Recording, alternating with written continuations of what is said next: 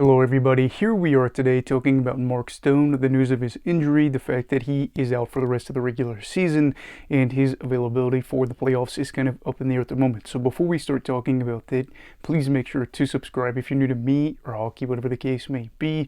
That being said, let's get on into it. So yes, here we are again making a video about Mark Stone being placed on LTIR with an injury, and this has become a little bit of a norm. Last year we did a video about this same situation. Granted, it was earlier in the year, but same deal. Stone gonna miss a lot of time.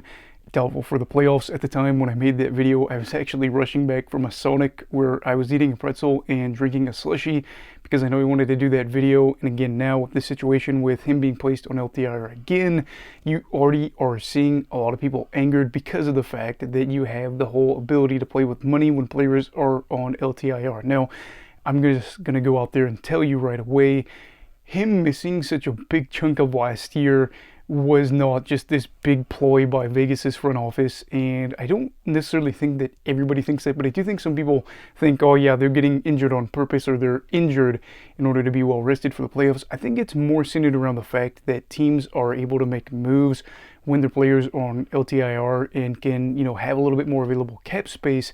And people are more angered by the fact that Vegas won the Cup last year, kind of in a similar situation with it being this year, them trying to defend the Cup and likely making the playoffs. More people already geared up towards getting ready to just discredit whatever Vegas does because they're going to say, well, yeah, they get the LTIR cap relief.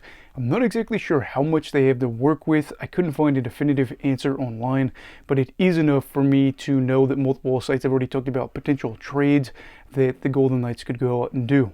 And I did want to add real quick that LTIR is something that a lot of people say needs to change. I'm not exactly sure how they'd want to change it, but I'd also add too at the same time that people complain about this and say, oh, these teams are cheating, when the reality is, if it was another team that wasn't winning as much, it was a small market, whatever the case is, you would be less likely to be mad about it. Trust me, I understand Vegas has been a very good team for over half a decade now and are coming off of a Stanley Cup that some people feel like was illegitimate for cap reasons and just how everything has gone with Vegas's beginning as their franchise. But again, you have to keep in mind that if it was your team or if it was a team that hadn't had a lot of success in recent years, I know a lot less of you people would be arguing, but I do know at the same time too, passion is high in the league. And now with Vegas likely being in that conversation of making trades, that would kind of implicate the fact that they are looking to make additions to make the playoffs. So in order to talk about Vegas being a potential team to win the Stanley Cup, we have to talk about whether or not they'll make the playoffs. And right now, it looks like it is a good case as their playoff odds sit at 93.6% according to MoneyPuck.com. And the conversation becomes very interesting because how is the Golden Knights or how is Vegas going to be able to do without Mark Stone?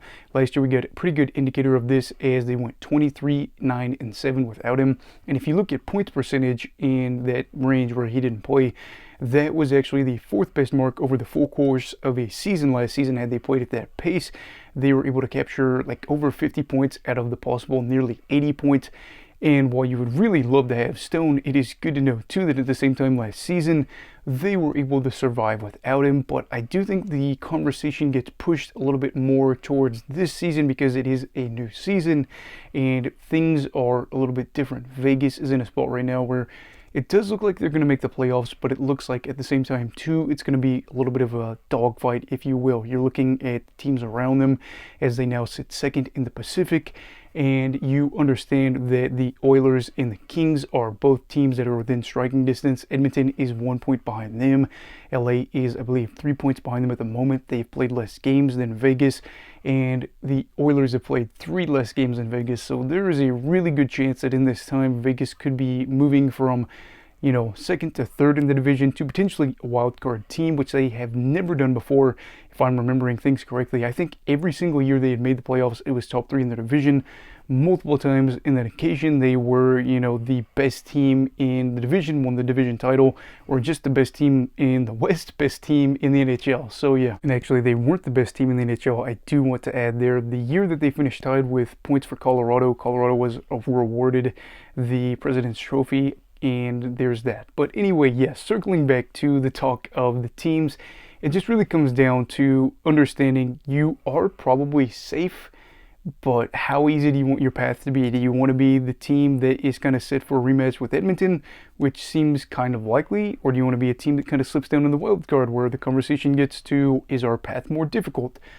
In a perfect world, you are able to win the Pacific Division. In a realistic world that is semi-positive, you're able to maintain your hold on second place in the division and have home ice advantage in the first round against LA, against Edmonton, whoever that would be, likely Edmonton in a rematch. But it is certainly going to be a talking point for this team as the fans are going to be looking at the standings, but at the same time too, understanding that they're likely happy, knowing they're going to make the playoffs again, knowing their chances to defend the cup are alive, and also two, looking at the fact that they played well without Stone, and with this being a very do-or-die situation with reinforcements probably coming, it's not going to be the end-all be-all unless they go on like a 10-game losing streak, which I highly doubt. And I apologize if you're hearing a background noise in this video. My dog is snoring right next to me. But as for, do I think Stone's going to come back for the playoffs? I think he is. And I think it is going to anger so many people. We saw that a couple years ago with Nikita Kucherov. And this is something that the league probably would like to see change, where you'll have these guys that are missing a good chunk of games and then they're on these villain teams, if you will, and they come back and they're ready to go for the playoffs relatively well rested, and maybe they are able to get their feet out underneath them and get some rust off as the playoffs start approaching. But in general, this is just a deal that it always seems to be happening with the villains, and I guess at the end of the day that's okay because of the fact that this is all legal in the system that we have set up and there's nothing you can do about it. So yeah, I think Stone's going to go out there. People are going to really complain. There's probably a much stronger word you can use, but I try to keep the channel relatively kid friendly, so we're not going to use that word. But yes, it's going to be a situation where if he is just hot out of the gate and he's able to click offensively and the two-way value is there, you're likely seeing people going all over social media to again say this needs to stop. Now, as for a kind of wrapping up point, if you will, talking about what the Golden Knights are going to be losing with Mark Stone being out of the lineup, a guy that plays a lot of minutes for them. He is nearly playing 20 minutes a night, an individual that is a top forward, still a very good guy as a veteran. I think what's crazy with Stone is it's so unfortunate that he's been dealing with injuries, because when he's out there and playing, things go relatively well for him. And it's kind of nice to see some of these guys, whether they're still on Vegas's roster or not, that are veterans that have been around and were part of Vegas's culture. You're seeing some other individuals on other teams that were part of Vegas's run that are still doing well, and Stone's kind of in that category where he still does provide that two-way value, play a lot of minutes, is a leader, and is now watching his team try to make things happen. They are 14th in the league at all strengths for goals for per 60. I'd imagine without Stone there, maybe you have a little bit of an instance where the offense scores a little bit less, and kind of the same situation, especially at even strength, are you going to see them be a worse team defensively?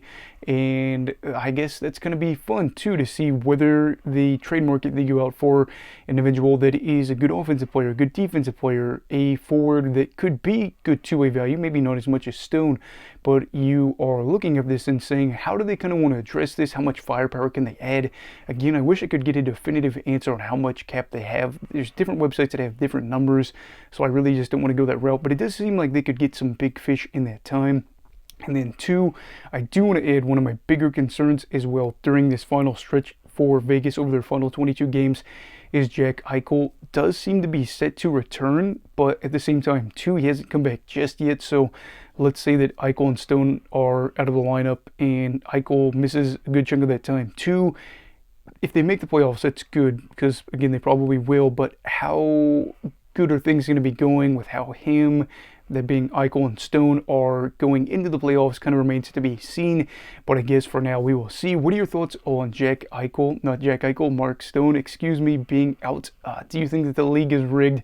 What do you think on LTIR? All that good stuff. Let me know down below in the comments. Also, please make sure to like this video if you enjoyed it. Subscribe if you're new. And I did want to add as well that I will be putting out a video next week about NHL rules for beginners. And I know that some of you may not be too enthralled by that, because that is something that is more for dipping your toes in the league or just figuring out some things. If you're new, somebody requested that, and I'm going to make sure that they get to watch it. So if you were the person that requested that is coming out this week or this upcoming week, and I have basically almost all the notes done, but I wanted to make sure that I really just went over everything, and it's just going to be a very intro, I guess, thing, if you will. But anyway, yes, everybody please make sure to like this video if you enjoyed it, subscribe if you're new. Everybody stay safe, have a great night, and you go love hockey, alright. Goodbye, Brigadiers and Brigadettes. This is your captain signing off. Have a great night.